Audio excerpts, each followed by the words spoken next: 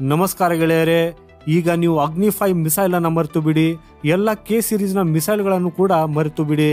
ಯಾಕಂದ್ರೆ ಮೊದಲ ಬಾರಿಗೆ ಈಗ ಭಾರತದಷ್ಟೇ ಅಲ್ಲ, ಏಷ್ಯಾದ ಅತ್ಯಂತ ಶಕ್ತಿಶಾಲಿ ಮಿಸೈಲ್ ಒಂದು ಪ್ರಪಂಚದ ಮುಂದೆ ಬಂದಿದೆ. ನಿಮ್ಮ ಸ್ಕ್ರೀನ್ ಮೇಲೆ ಇರುವಂತ ಇಮೇಜ್ ಅಲ್ಲಿ ಹಿಂದೆ ಏನ್ ನೋಡ್ತಾ ಇದ್ರಿ, ಇದು ಪ್ರಪಂಚದಾದ್ಯಂತ ಸರ್ಕ್ಯುಲೇಟ್ ಆಗ್ತಾ ಇರುವ ಇಮೇಜ್ ಆಗಿದೆ. ಹಾಗೂ ವಿಶೇಷವಾಗಿ ಪ್ರಪಂಚದ ಎಲ್ಲ ರಕ್ಷಣಾ ತಂತ್ರಜ್ಞರು ಇದರ ಬಗ್ಗೆ ತುಂಬಾ ಕುತೂಹಲದಿಂದ ಇದ್ದು, ಇದಕ್ಕಾಗಿ ಅವರಲ್ಲಿ ಒಂದು ಕೋಲಾಹಲವನ್ನು ಕೂಡ ಸೃಷ್ಟಿಸಿದೆ. ಯಾಕಂದ್ರೆ ಈ ಇಮೇಜ್ ಅಲ್ಲಿ ನೀವು ನೋಡ್ತಾ ಇರುವುದು ಇದು ಯಾವುದೇ ಸಾಮಾನ್ಯವಾದ ಮಿಸೈಲ್ ಅಲ್ಲ, ಇದು ಭಾರತದ ಧ್ವನಿ ಅನ್ನೋ ಹೆಸರಿನ ಹೈಪರ್ಸೋನಿಕ್ ಗ್ಲೈಡ್ ವೆಹಿಕಲ್ ಆಗಿದೆ. ಇತ್ತೀಚೆಗೆ ಇವೆಂಟ್ ಅಲ್ಲಿ ಇದರ ಒಂದು ಪ್ರೋಟೋಟೈಪ್ ಅನ್ನ ಇರಿಸಲಾಗಿತ್ತು. ಹಾಗೂ ಇದರಲ್ಲಿ ಬ್ಯಾಕ್ ಗ್ರೌಂಡ್ ಅಲ್ಲಿರುವಂತಹ ಇಮೇಜ್ ಅನ್ನ ಲೀಕ್ ಮಾಡಲಾಗಿದೆ. ಹಾಗೇನೇ ಗೆಳೆಯರೆ, ನಿಮ್ಗೆ ಹೇಳೋದಾದ್ರೆ ಇದು ಭಾರತದ ಅತ್ಯಂತ ಶಕ್ತಿಶಾಲಿ ಕ್ಷಿಪಣಿ ಆಗಲಿದೆ.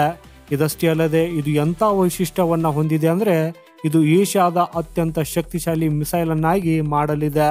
ಹಾಗೂ ವಿಶ್ವದ 2ನೇ ಅತ್ಯಂತ ಶಕ್ತಿಶಾಲಿ ಮಿಸೈಲ್. ಸೊ ಆ ವೈಶಿಷ್ಟ್ಯ ಏನು ಅನ್ನೋದನ್ನ ನಾನು ನಿಮ್ಗೆ ಹೇಳಲಿದ್ದೇನೆ. ಆದ್ರೆ ಅದಕ್ಕಿಂತ ಮೊದಲು ಈ ಧ್ವನಿ ಮಿಸೈಲ್ ನ ಬಗ್ಗೆ ಡೀಟೇಲ್ ಆಗಿ ತಿಳಿದುಕೊಳ್ಳೋಣ.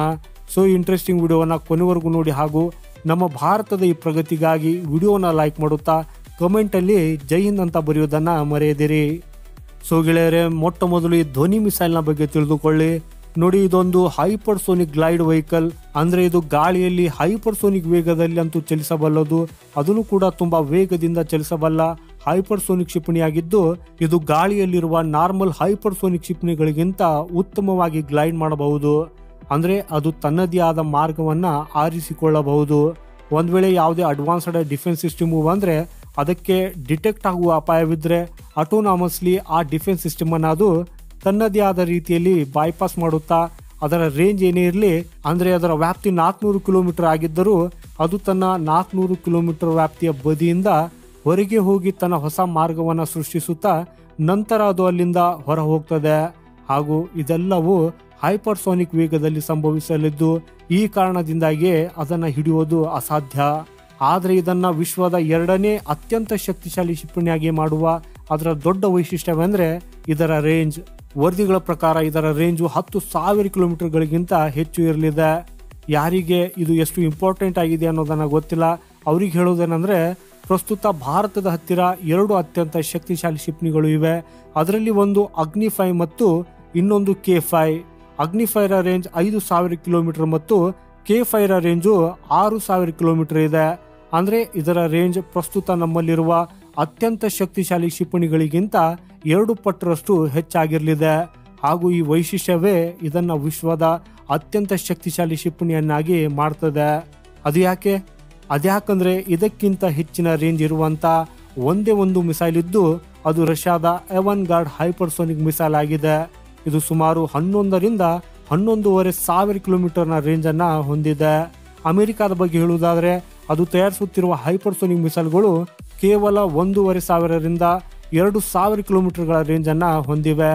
ಆದಾಗ್ಯೂ ಅಮೆರಿಕ ಕನಿಷ್ಠ 4ರಿಂದ 5 ವರ್ಷಗಳ ನಂತರ ಸುಮಾರು 10,000 ಕಿಲೋಮೀಟರ್ ರೇಂಜ್ ಇರುವಂತ ಹೈಪರ್ಸೋನಿಕ್ ಮಿಸೈಲ್ಗಳನ್ನ ತಯಾರಿಸಲಿದೆ. ಆದ್ರೆ ಅದಕ್ಕಾಗಿ ಅದು ಸಾಕಷ್ಟು ಸಮಯ ತೆಗೆದುಕೊಳ್ಳಬಹುದು. ಪ್ರಸ್ತುತ ಈ ಅಮೆರಿಕಾಗೆ ನಾರ್ಮಲ್ ಹೈಪರ್ಸೋನಿಕ್ ಮಿಸೈಲ್ ಅನ್ನ ತಯಾರಿಸೋದಕ್ಕೆ ಸಾಧ್ಯವಾಗಿಲ್ಲ. ಅದನ್ನ ಮಾಡುವುದಕ್ಕಾಗಿ 2ರಿಂದ 3 ವರ್ಷಗಳನ್ನ ತೆಗೆದುಕೊಳ್ಳಬಹುದು. ಈ ಕಡೆ ಚೀನಾದ ಬಗ್ಗೆ ಹೇಳುವುದಾದ್ರೆ, ಖಂಡಿತವಾಗಿಯೂ ಅವರು 12,000 ಕಿಲೋಮೀಟರ್ಗಿಂತ ಹೆಚ್ಚಿನ ರೇಂಜ್ ಇರುವ ಹೈಪರ್ಸೋನಿಕ್ ಮಿಸೈಲ್ ಅನ್ನ ತಯಾರಿಸೋದಕ್ಕೆ ಪ್ರಯತ್ನಿಸಿದ್ದಾರೆ. ಆದ್ರೆ ಕಳೆದ ವರ್ಷ ಅವರ ಈ ಪರೀಕ್ಷೆ ವಿಫಲವಾಗಿದ್ದು, ಅಂದಿನಿಂದ ಅದರಲ್ಲಿ ಯಾವುದೇ ಪ್ರಗತಿಯೂ ಕೂಡ ಕಂಡು ಬಂದಿಲ್ಲ. ಚೀನಾ ಈಗ ಈ ಲಾಂಗ್ ರೇಂಜ್ ನ ಹೈಪರ್ಸೋನಿಕ್ ಮಿಸೈಲ್ ಪ್ರೋಗ್ರಾಮ್ ಅನ್ನ ಕೈ ಬಿಟ್ಟಿದೆ ಅನ್ನೋ ವರದಿ ಕೂಡ ಇದೆ. ಅಂದ್ರೆ ಸದ್ಯಕ್ಕೆ ಅದನ್ನ ಸ್ಥಗಿತಗೊಳಿಸಲಾಗಿದೆ. ಹಾಗೂ 2030ರವರೆಗೂ ಕೂಡ ಅದನ್ನ ಫುಲ್ಲಿ ಆಪರೇಷನಲ್ ಮಾಡುವುದಿಲ್ಲ. ಅಂದ್ರೆ ರಷ್ಯಾದ ಎವನ್ಗಾರ್ಡ್ ನಂತರ ಭಾರತದ ಧ್ವನಿ ಹೈಪರ್ಸೋನಿಕ್ ಗ್ಲೈಡ್ ವೆಹಿಕಲ್ ವಿಶ್ವದ 2ನೇ ಅತ್ಯಂತ ಶಕ್ತಿಶಾಲಿ ಹೈಪರ್ಸೋನಿಕ್ ಕ್ಷಿಪಣಿ ಆಗಲಿದೆ. ಹಾಗೂ ಶೀಘ್ರದಲ್ಲಿ ಅದರ ಟೆಸ್ಟಿಂಗ್ ಕೂಡ ನಡೆಯಲಿದ್ದು, ಇದರ ಟೆಸ್ಟಿಂಗ್ ನಡೆದಾಗ ಖಂಡಿತವಾಗಿಯೂ ನಾನು ನಿಮಗೆ ತಿಳಿಸುವ ಪ್ರಯತ್ನವನ್ನ ಮಾಡ್ತೇನೆ.